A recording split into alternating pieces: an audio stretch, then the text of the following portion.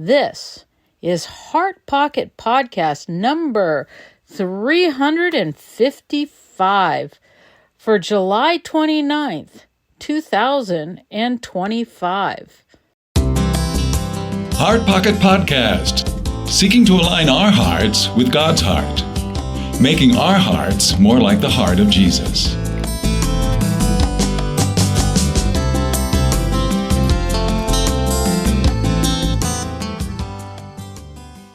This is part 2 of an interview that I had with Albert.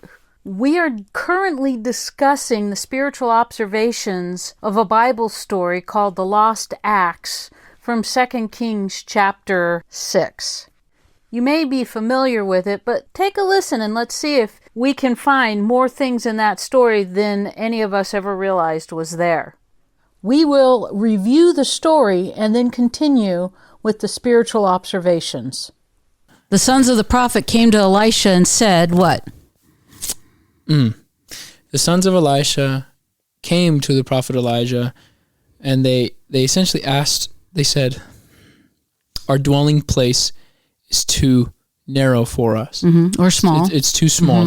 And permit us to go to the Jordan and cut down some beams and establish for ourselves there a bigger dwelling place. To which the prophet Elisha says, go. But then, I believe one of the sons of the prophet go back to Elisha, and he says, Master, would you come with us? And Elisha says, I will go. And so they go, and the sons begin cutting down beams. But as one of the sons is felling a beam, his axe head falls into the river. And he turns to the prophet Elisha, and he says, Master, for it was borrowed. Yeah, last master, it's borrowed. Yes. Yeah. And Elisha simply goes to a tree and cuts down a stick, and he tosses it into the river, or the location where the axe head had flew off. And he simply tells his son, or prophet in training, pick it up. And I believe that's what I remember from the story. So he picks it up, and he put out his hand, and he took it. So even just a little bit further, just in this first section, the student who comes back and says, come with, could that show us anything else? Because he didn't have to invite Elisha. What it makes me think of is that perhaps, maybe this is far, but I think that individual student, that son, might have loved him more than the others. Now, I want to say they all respected him and they all must have loved him to all approach him, but the rest, none of them said, oh, come with us, please come with us. One of them had turned around and was like, Elisha, please, come with us. And so I think that... So you think that was an individual thing versus a representation of the group as a whole? Yes, I think the group decided on the plan of, let's go down to the Jordan. Sure. Whereas one of them had in their heart, it'd be really good to have our master come along with us. Okay. Interesting. Okay, so Elisha goes with, and as one's cutting down the tree, his axe head falls into the water, and he cries out, Alas, for it was borrowed. Yeah, master, even calls him master, for it was borrowed. Right. That's right. And so Elisha's like, where did it fall, or where did it go in the river? And he points, and he shows him in the river. And then, do we want to stop there, or do we want to talk about the rest of the story? I think I want to stop. Okay, well, let's stop there. So, the fact that these guys are all down there cutting wood, could that tell us anything about the students, maybe about their work ethics or anything like that? That they're dedicated, and that they're not just men of many words and little action. They presented a plan that they were decisive on, and once given the approval, they immediately went, and they were hardworking. They were dedicated. They didn't linger. It didn't say that they tarried long. It didn't say that they were slacking or being slothful, but they got the approval and were like, all right, let's go do this thing. And so all of them together, I think, like you had mentioned, camaraderie. We're working hard, and we're like, all right, we put our heads together in this. If we work hard, we can have a better, bigger dwelling, more comfortable dwelling place. And I think that it shows that not only are they smart, like we determined when they formulated a plan, but that they're also hardworking. And so kind of in a roundabout sort of way, they put their hands to the plow. Yeah. They're not just studying prophecy or studying how to be a prophet, but that's right. They're actually doing something physical. I like that. And so is there anything surprising about what the guy cries out when the axe head falls in the river? Yeah, I think of the choices he could have made, and he could have stayed quiet and jumped into the river to get it himself. But I think, like you had mentioned, we see a trust where he cries out to his master, and you see the respect in that he calls him master, and he's willing to be, I guess I'd say, vulnerable around him. He comes to him with his problem and openly tells him what's going on and is willing to cry out in front of him. He's not shy about the way he feels. He's like it was borrowed, like, oh my goodness. And he comes to him, and he demonstrates a respect and a trust in Elisha, and he trusts him that almost that Elisha's going to do something about it before even anything happens. So instead of doing something himself, he runs to his master. And so I thought that, I mean, if I put myself in those shoes, personally, I think I'd be too scared to tell Elisha and be like, oh man, I better go find it or something. I'd probably jump in the river, but no, he decided not to. So that was kind of surprising, at least for me. So.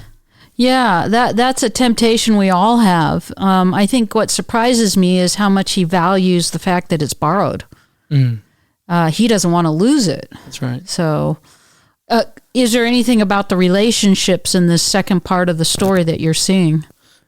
I think something that comes to mind right now is the fact that, like you said, he cares that it's borrowed, meaning that even though it's not his, he's not like, well, it wasn't mine anyway. He genuinely has a care for the individual whom he borrowed it from. And so I think in that son's heart, he cares, and he's not just reckless. He made a mistake in an accident, but now he's swift to try to almost redeem it in a sense. And he, as he says, it was borrowed, and so he cares about it. And especially even though it's not his, he still cares about it, which means I guess I'd say he probably cares about the individual whom he borrowed it from anyway. So. Yeah, I mean, just that care is a blessing to see for sure. I don't think he had the money to replace it, honestly. If he's crying out the fact that it's borrowed, he not only cares that it's borrowed or cares about the person he borrowed it from, but if he had to borrow it, he probably didn't have the money to buy one in the beginning. That's right. Is my guess. Yeah.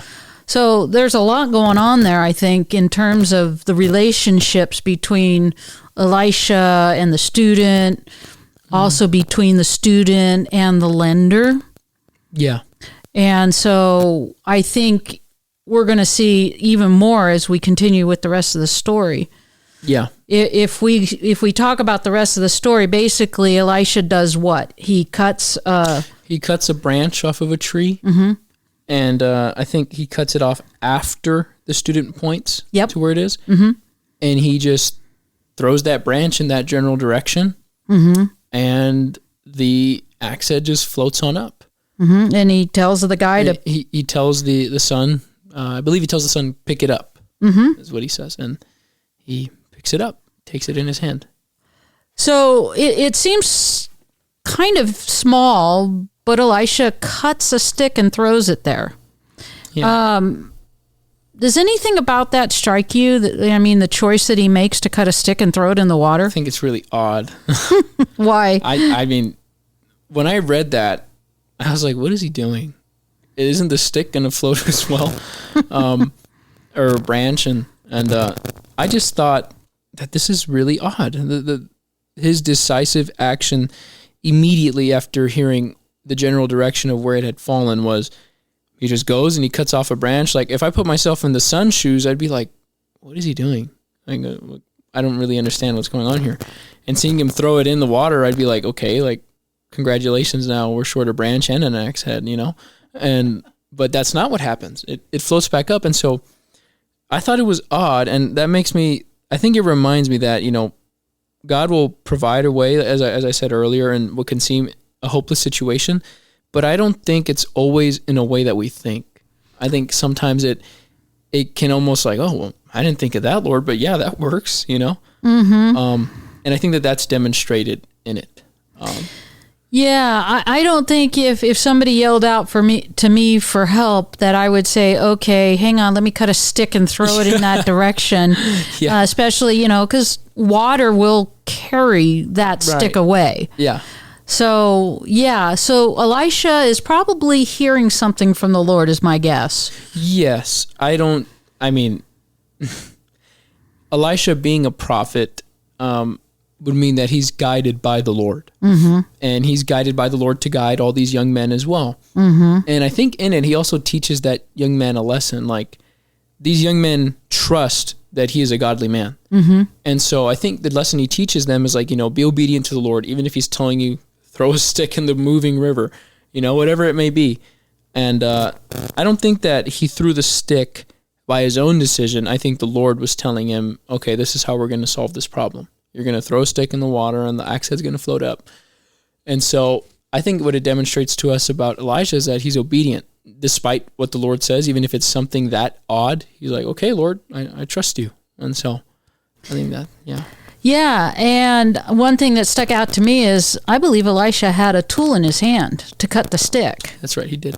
And it may seem small, but to me it feels like he's right alongside the students working with them to a large degree. But that may not mean anything to anyone else, but for me I feel like, wow, this is the leader of the group feeling that it's necessary or important to be right alongside and having a tool in his own hand. Yeah. And I don't think he's holding on to a tool doing nothing or looking at it going, boy, wonder what I do with this thing. Yeah. I mean, he knew what to do with it. That's right. So I think it shows me, one, that he's prepared. I'm sure he didn't just show up in his flip-flops and beach trunks and was like, all right, I'm just going to maybe supervise this whole situation. Yeah, just without a care. But it seems that he came ready to work and instruct and guide his sons. And that he was essentially just demonstrating his love for them through his action. That's what I would say. Yeah, you're seeing that love thing coming up in this third part of the story as well. Yeah. I like that. So the axe head floats. Now, Elisha says, go pick it up, and the guy goes to pick it up. Mm-hmm. What might we learn about the guy in that he goes and he picks it up? Elisha doesn't do it. Yeah. He tells the guy to do it. Anything we might learn about the guy? Well, one, that he trusts Elisha. If he's able to go pick it up, and what I believe the scripture says it's a river, right? It's the Jordan, it's actively moving. Mm-hmm. So if I'm this son of the prophet, I'm seeing this iron axe head in stationary position going against the river, whatever way it's going. Mm-hmm. And so I'd be kind of thrown off and kind of maybe a little bit like, what's going on? You know? But despite that, he goes and he takes it in his hand anyway. Mm-hmm. And so I'd say that son's faith and trust in the Lord also probably grew, because he has to know that, okay, this isn't, Elisha doing sorcery or anything of that sort, but this is the God of Elisha, whom I also serve. Mm-hmm. And so, at least I would have been blown away. And so he's probably feeling like, oh my gosh. This is amazing, So, I never thought, because the river is moving. Yes. It is a river. Yes. How, where did the axe, I can't quite picture, does he wade out into the water a little bit to pick it up? Yeah. Does he just reach it's like close to the shore? Yeah. I can't quite picture how that went, and I don't want to really speculate there, but it's enough that he was at a place where he could pick it up, for sure. I would say that wherever it landed, it was enough to cause him to cry out. And so I definitely don't think that the axe head flew along the shore, maybe just barely getting wet. If it's going to cause a man, a son of the prophet, to be like, alas, master, it was borrowed, actually cry out, I mean, again, I don't want to speculate much, as you said, but I would assume that he wasn't exaggerating a situation, that it had to be worthy of crying out to your master. Well, that's a good point. It kind of reminds me of that age-old argument with believers and non-believers usually about the Red Sea being so shallow that the Israelites could cross the Red Sea and God didn't really part it. Yeah. But then you're going, well, if it was so shallow, then why did the Pharaoh and his chariots and his army drown? Yes. So it's kind of that same argument. They're not drowning in a child's pool. Exactly. They're drowning. So that's good stuff. Yeah. Okay, so what do we learn about God in terms of this story? Anything? That he loves the sons of the prophet probably more than even Elisha loves them. And I think that what we learn is that in this story, Elisha loves them to the point to where he cares about their, not necessarily complaint, because they didn't complain, but they came to him and he loved them enough to say, yeah. And in fact, he loved them enough to go with them and bring a tool with him. And I would say that in the miracle that we see, it demonstrates that God loves them even more than that. And in the fact that God didn't have to do that. I mean, Elisha could have maybe paid for it, or they could have, taken turns with another axe. But no, the Lord, he's willing to essentially like defy physics, the physics that he's created, and he's like, all right, I love you so much, calm down, son, I got it. And so I think that about God, we see the love that he has for the sons of the prophet. That's what I'd say. There's something about working together in physical labor. Some of the best discipleship times that I've had with some young ladies has been, I got to go do some weeding. I've got to cut down a tree. I got to do this. Come with, we'll talk. Mm-hmm. And while we're working, we have some really wonderful conversations and we go deep. There is something about working together. It's like breaking bread together. There's something about doing those things. Mm-hmm. One seems a little bit more fellowship. The other seems a little bit more geared towards discipleship in my experience. Mm-hmm. That doesn't mean I'm right. That's just my experience. Yeah. So I can see these guys down there working together. Everybody's got blisters on their hands from the axe. Yeah. And even Elisha is there experiencing that discipleship time with them. Mm-hmm. There's a character in this story that we seem to overlook, and sometimes that tends to be the person who lent out the axe. That's right. And how do you see the relationship between God and the lender? Or what are we learning about that in this part of the story? I never would have thought of that. That's interesting. I would say that not only does he love the sons of the prophet, but he even cares about that lender's property. Cared enough to do a whole miracle with it, when he didn't have to. And the son could have marched back and been like, what do I owe you? I lost it. But the Lord cares about the sons, and the Lord cares definitely about the lender. Mm-hmm. And I'm sure that if I was the lender, I'd be like, is that true? Really? That really happened? What a story to, bring back the axe, and you're going, hey, by the way, let me tell you what God did. Yeah, if I was the son of the prophet, I'd probably want to purchase that axe and keep it forever. So. Yeah, that would be me too. And then, we won't go there. Yeah. The neat thing is that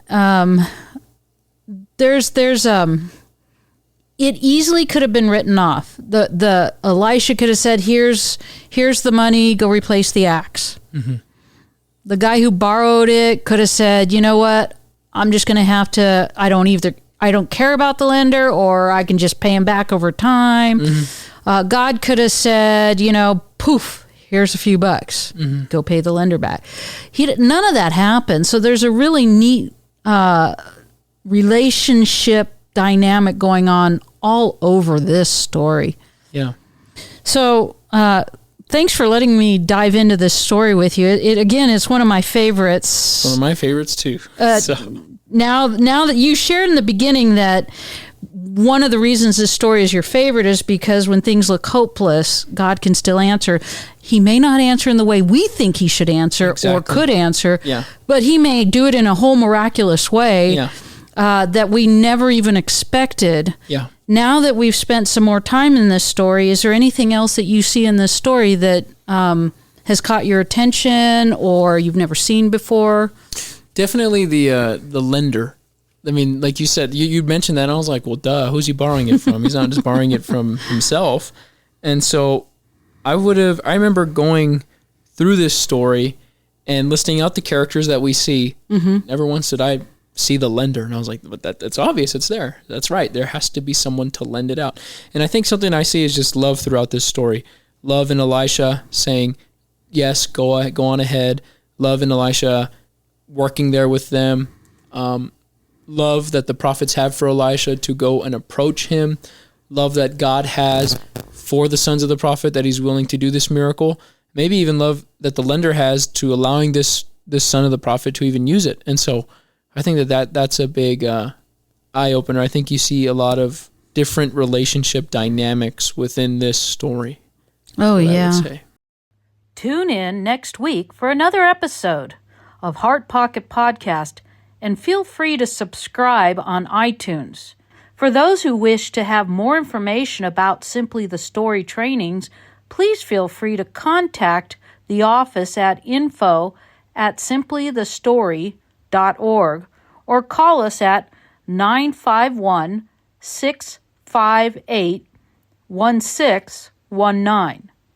You can also visit our website at simplythestory.org. And now you can watch God's story in hundreds of languages just from our simplythestory.org website. You've been listening to Heart Pocket Podcast, hiding God's Word in our heart pockets, changing the world one heart at a time. When it sings of glory, I sing the new song. Will be the old story that I have loved so long.